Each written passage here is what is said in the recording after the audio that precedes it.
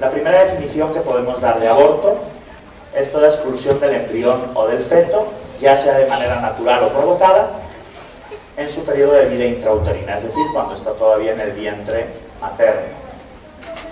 El aborto espontáneo o natural generalmente ocurre por causas naturales, es decir, sin la libre intervención humana.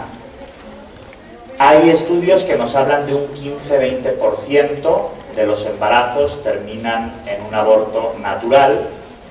Generalmente suceden por alteraciones o defectos del embrión y no tienen ninguna implicación ética. Yo antes de hablar del aborto generalmente doy un tema anterior, que es el inicio de la vida humana, para ver todo el proceso de desarrollo de cada uno de nosotros. Aquí en este seminario no lo hemos visto, pero es muy curioso porque ya hay estudios, los últimos son de la Universidad de Navarra, ya en España, donde la doctora Moratallá y su equipo de investigadores descubrieron científicamente que desde el momento de la fecundación, desde el momento de la concepción, se inicia un diálogo embrional maternal, es decir, por parte del embrión hacia la madre. Obviamente en ese periodo de desarrollo inicial, esa comunicación es química, es decir, el embrión empieza a mandar unas señales químicas a la madre para decirle: ¡hey, que aquí estoy! Que no soy un bicho raro, no generes anticuerpos y no me rechaces. Y la madre escucha al hijo en ese primer inicio de su vida y prepara todo su organismo, todo el endometrio, todo el útero, para que después de 6-7 días llega el bebé por las trompas de falopio, el embrioncito en sus primeras fases de desarrollo, se implanta y continúa el desarrollo y el crecimiento.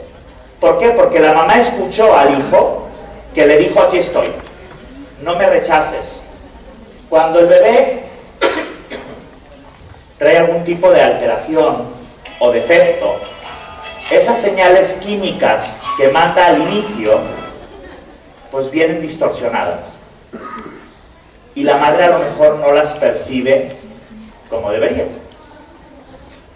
No prepara el endometrio y cuando llega el embrioncito a implantarse no lo puede hacer y de manera natural se aborta.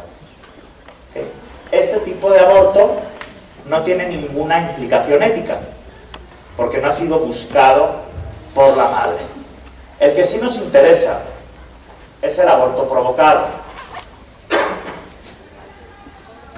Este sí se debe a la intervención libre del hombre sobre el embarazo. Y le hemos puesto algunas causales, algunos apellidos. Si bien todos son abortos provocados, pues los hemos ido llamando de diferentes maneras. Se los pongo entre comillas, ahorita vamos a explicar por qué. El aborto terapéutico, el aborto eugenésico, el aborto por violación y el aborto psicosocial o fruto de un embarazo no deseado. Veamos el primero de ellos. La causal que nos habla sobre el aborto terapéutico nos dice que es cuando la continuación del embarazo pone en peligro la vida de la madre. Entonces ahí sí estaría justificado abortar según esta causal. Aquí la primera pregunta que tendríamos que hacernos es: ¿qué vale más? ¿La vida de la madre o la vida del embrión? Porque si yo entiendo que valen diferente, entonces obviamente optaré por una y dejaré a la otra. Pero si yo considero que las dos vidas tienen el mismo valor, entonces ante una situación de riesgo, la intención primaria del médico siempre debe ser buscar salvar la vida de ambos, tanto de la madre como del bebé. Hoy en día, gracias al desarrollo tecnológico, científico, esto es posible en la mayoría de los casos. O sea, es decir, ya un embarazo donde el peligro de la madre esté en riesgo, el bebé esto y lo otro, ya se ha podido incluso, ya hay bebés que desde 4 meses y medio, rayando a los 5 meses, ya los han podido sacar del vientre materno, tenerlos en incubadoras, etcétera, y poderlo sacar adelante. Entonces, cada vez son más tempranas las fases en las que podemos llegar a salvar la vida tanto del bebé como de la madre. Ahora bien, le han puesto aborto terapéutico. Entonces conviene, aunque sea, hablar un momentito de lo que implica o de lo que es el principio terapéutico, para ver incluso si el apellido de este tipo de aborto es correcto. El principio terapéutico nos dice que es lícito intervenir sobre la parte enferma para buscar el bien de todo el cuerpo. Si tú tienes una gangrena en el brazo, sería lícito que te pudieran amputar el brazo para que tú pudieras seguir viviendo, ¿estamos de acuerdo? Ese sería un principio terapéutico. Es decir, yo puedo intervenir.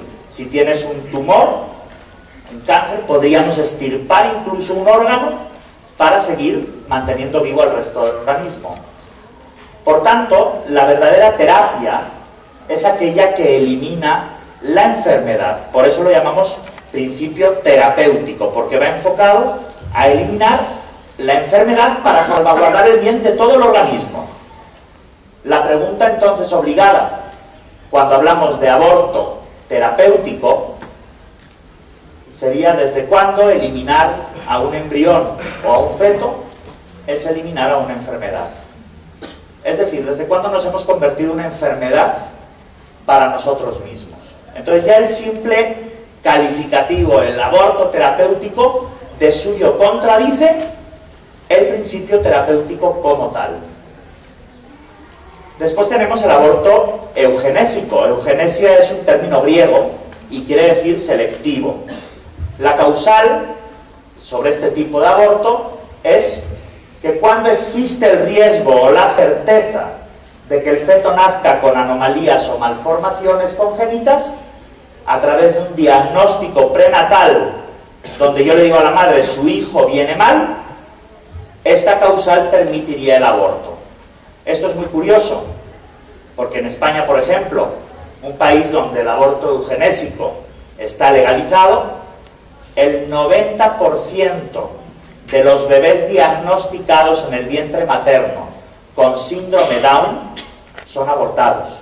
El 90%. Y esto nos pone ya a pensar. Es decir, no sé si recuerdan una época, 1940 y tantos, gracias, 1940 y tantos, 42, 45, donde un individuo, allá por Alemania, se le ocurrió dominar al mundo. Ya saben de quién estoy hablando, ¿verdad? Que tenía un bigotito así muy curioso. Este personaje, Hitler, se le ocurrió la brillante idea de catalogar a los seres humanos y decir: a ver, mi objetivo primario es crear la raza aria, la raza perfecta. Para eso, el individuo de la raza aria tiene que tener ciertas características: A, B, C, D y E.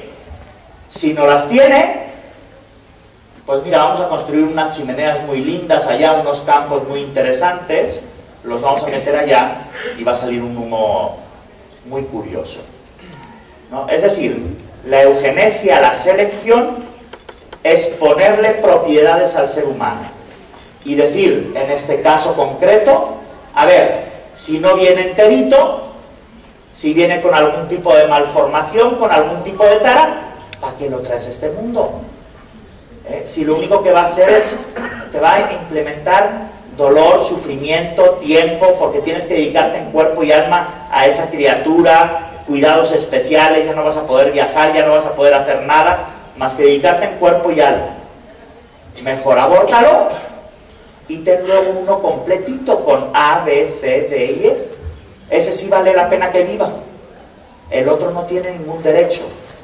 Hace unas semanas, unos meses, llegó una noticia muy curiosa de Italia y contaban que a una madre le habían hecho un diagnóstico prenatal y le habían dicho que su hija venía, pues prácticamente era un monstruito, ¿verdad?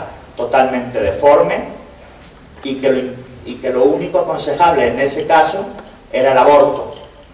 La madre dijo que no. La niña nació. Cuando cumplió 19 años, esta niña se convirtió en Miss Italia. Pues vaya monstruito, ¿verdad? Es decir, ojo, porque muchas veces los diagnósticos prenatales se equivocan. Y son un pretexto para decir, a ver, no está completo, no cubre ciertos estándares, le falta algo, trae alguna tara, pues va para afuera. Y entonces aquí lo que tendríamos que cuestionarnos es lo siguiente, o más bien la evidencia que nos tendría que quedar clara. La presencia de malformaciones o anomalías no priva de dignidad humana y de derechos a quienes las sufren. Es decir, no porque tengas un síndrome Down, tienes una dignidad Down. No porque te falte un brazo, tienes una dignidad sin brazo. Es decir, no hay dignidades más o dignidades menos dependiendo si estás entero o te falta algo. Porque la dignidad abarca a todo el individuo, esté como esté, enterito, con alguna tara, porque la dignidad es algo intrínseco al ser humano, por el mero hecho de ser persona. Sin importar cómo estés, tienes una dignidad que te hace único e irrepetible. Y por tener una dignidad propia, tienes unos derechos humanos que son inviolables. Y el primero de ellos es el derecho a la vida. Por eso no podemos justificar tampoco este tipo de aborto. Estaríamos cayendo en lo que hizo, repito, Hitler. Hoy cuando hablamos de Hitler, pues creo que la gente de repente crea cierto rechazo hacia este personaje. No creo que ahorita vayan a decir, venga, vamos a hacerle aquí en la plaza un monumento a Hitler, porque fue un personaje grandioso, maravilloso, ¿verdad que no? Y sin embargo, por los que están aprobando el aborto eugenésico en los diferentes lugares, pues es casi estar haciéndole un monumento a Hitler cada vez que se aprueba un aborto eugenésico. Porque estamos recordando que esa creación de la raza perfecta con ciertas características, hoy en día, si la ley lo aprueba, es legal, es plausible. Y encima lo hacemos en aras de un supuesto desarrollo, un avance o lo que ustedes quieran.